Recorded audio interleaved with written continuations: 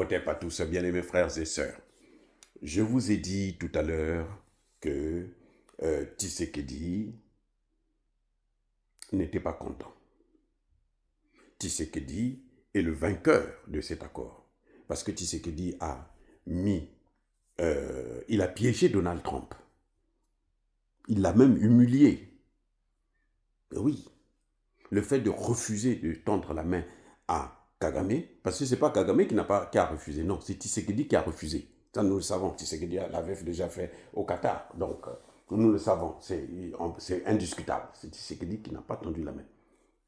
Il a montré que Donald Trump a échoué. Donald Trump n'a pas réussi. Donald Trump a échoué. La preuve. Parce que Tshisekedi, quand il venait, si Tshisekedi avait vu des changements sur le terrain, des changements dans l'attitude à la fois de Kagame ou dans l'attitude de Donald Trump, Tshisekedi allait tendre la main à Kagame.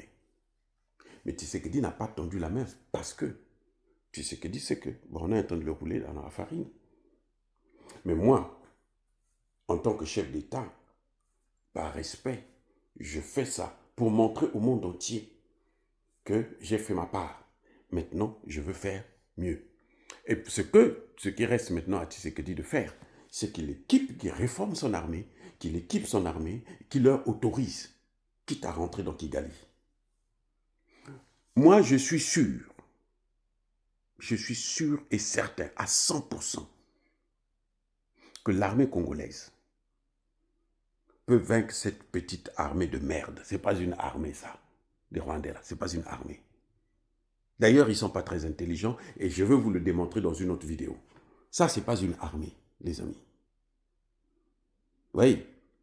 En tout cas, Tshisekedi doit, en rentrant là, il faut maintenant qu'il puisse réformer son armée.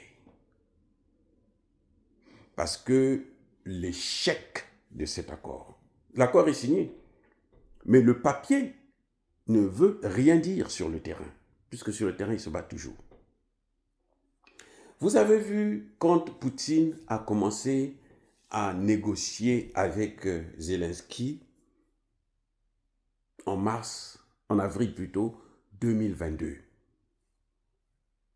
Ils ont décidé que non, il faut que tu te retires pour que nous puissions maintenant commencer à négocier dans le fond pour régler les questions les plus importantes. Hein? Comme ils disent toujours, les causes profondes. Le lendemain, écoutez bien, le lendemain, Poutine a retiré ses troupes de Kiev. Poutine avait retiré ses troupes de Kiev là, parce qu'il y avait le préaccord qui avait été signé. Poutine a montré ça aux Africains, les présidents africains qui étaient partis le voir pour la négociation. Poutine a montré. C'est ça la négociation. Et c'est ça participer, hein, la volonté de la paix. Mais quand on ne fait rien, au contraire, on fait tout le contraire de ce qui peut être la paix, c'est qu'on ne veut pas la paix, c'est qu'on veut la guerre. Et Zelensky l'a démontré, jusqu'à aujourd'hui d'ailleurs, il le démontre. Il ne veut pas la négociation. Il écoute ce que Macron dit, il écoute ce que Starmer dit, il écoute ce que Merz dit. Donc ils veulent la guerre. Et on leur donne ça. Vous voyez, les amis, et c'est ce que moi je veux faire comprendre au président congolais. M. Tshisekedi doit comprendre que les Américains ne peuvent pas lui apporter la paix. Parce que ce sont les Américains qui ont soutenu Kagame depuis le début jusqu'à aujourd'hui, au moment où nous parlons là. La France ne peut rien faire. Quand, comment dirais-je, Trump dit hey, stop là, Macron, tais-toi, Macron va se taire. Europe, taisez-vous, ils vont se taire. Parce que l'Europe que vous voyez là, c'est les Américains qui ont construit ça. C'est la volonté des Américains pour mieux les contrôler, les dominer. Donc, tout ce qui se fait par les Européens, c'est avec l'aval, y compris tacite. C'est-à-dire que Vous voyez, aux Nations Unies, par exemple, dans le système des Nations Unies, quand tu es neutre, c'est que tu dis, tu fais ce que tu veux. Moi, ça ne me regarde pas. Et si tu vas te casser la gueule là-bas, ne viens pas vers moi. Ça, c'est la neutralité. Hein? Le vote qu'on appelle abstention, c'est ça, l'abstention. Donc, les Américains ne peuvent pas combattre quelqu'un qui est avec eux. Quand Kagame salue Trump, Trump reste assis. Quand Tshisekedi vient le saluer, Trump se lève. Vous pensez que Trump a peur de Tshisekedi? Non. C'est parce que Trump a compris que Tshisekedi a compris qu'il est en train de le rouler dans la farine. Les amis, Trump a compris que Tshisekedi a compris qu'il est en train de jouer avec lui. Parce que jusque-là, personne ne peut me dire. Moi, je ne sais pas. Hein, il y a des gens qui disent que non, la guerre est terminée. Moi, je n'ai pas vu ça, c'est terminé. Hein? Gatogota, ils ont pris ça à peine il y a 1 ou 2 jours. Camagnola, ils ont pris ça aussi à peine 1 ou 2 jours. Aujourd'hui, c'était à... comment on appelle ça? Kazibé ou quelque chose de ce genre. Vous voyez,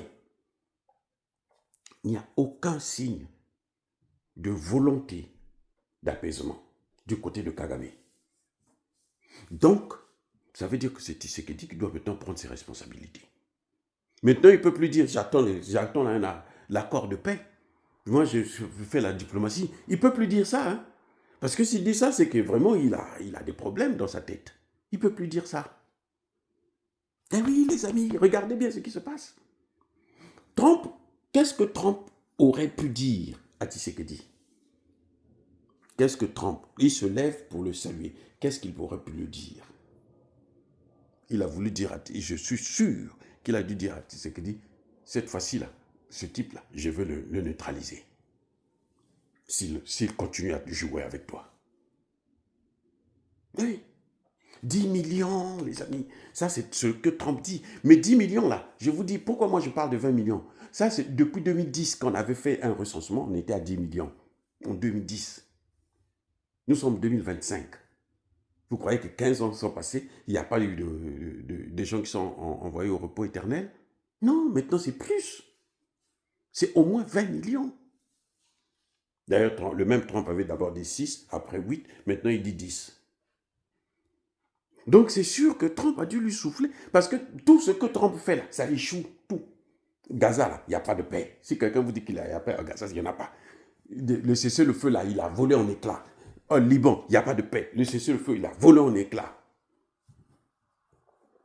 Et puis lui-même, il est en train de préparer une autre guerre au Venezuela qui, en ce moment, il ne sait plus, c'est un bourbier, il ne sait plus comment faire pour s'en sortir. Parce que s'il attaque, il faut qu'il aille jusqu'au bout. Et il ne peut pas, l'armée américaine ne peut pas occuper le Venezuela. Et s'il attaque le Venezuela, il faut qu'il attaque Cuba, il faut qu'il attaque le Nicaragua, ainsi de suite. C'est le chaos total. Donc, il fait que des choses, il ne termine pas le travail. Il fait des choses comme si par un coup de tête. Donc, ce qu'il a dû souffler à Tshisekedi à l'oreille, c'est attention, cette fois-ci-là, ne t'en fais pas. Je veux m'occuper de ce type-là. Parce que c'est un signe, hein? C'est la diplomatie, c'est un signe. Ça ne trompe pas. Il a dû dire à Tshisekedi, cette fois-ci, je veux m'occuper de lui. Mais Tshisekedi, s'il est responsable, je dis bien si il est responsable, il ne doit pas attendre que Trump puisse le faire. C'est à lui de le faire. Et je vais vous dire comment dans la prochaine vidéo. Les amis, soyez bénis, j'ai dit.